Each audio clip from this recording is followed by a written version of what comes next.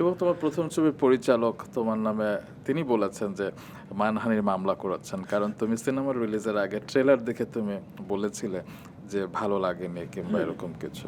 তো একজন শিল্পীর তো সত্য কথা বা মনের কথা বলার অধিকার তো রাখেনি, হ্যাঁ। তবে আমি দেখিনি যে তুমি বলেছো যে ছবিটি খারাপ কিংবা কারো দেখা উচিত না, এরকম কি কিছু বলেছিলে তুমি? না, না, কারো দেখা উচিত না তো কখনো বলবোই না। যত খারাপই হোক সিনেমাটা তো আমার। আমি যেটা বলেছিলাম সেটা হচ্ছে ট্রেলারটা বের হওয়ার পরে যেহেতু ট্রেলার কাট থেকে শুরু করে সবকিছু আসলে আমার মন মতো হয়নি এবং আমি প্রিটি শিওর কারো মন মতোই হয়নি।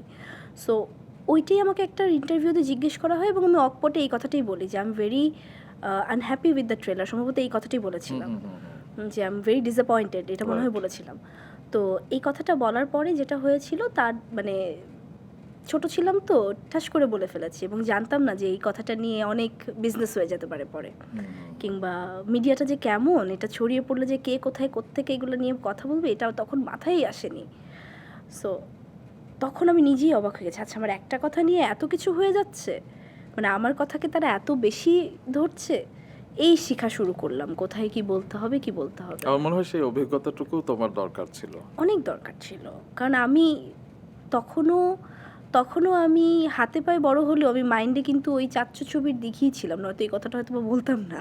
একদম। আমি অনেক শিশুসুলভ ছিলাম তখন, অনেক বেশি আমি ইম্যাচিউর ছিলাম। তার মানে তুমি বলছো যে তুমি রিগ্রেট করছো যে তুমি যা বলেছিলে ক্যামেরার সামনে সেটির জন্য।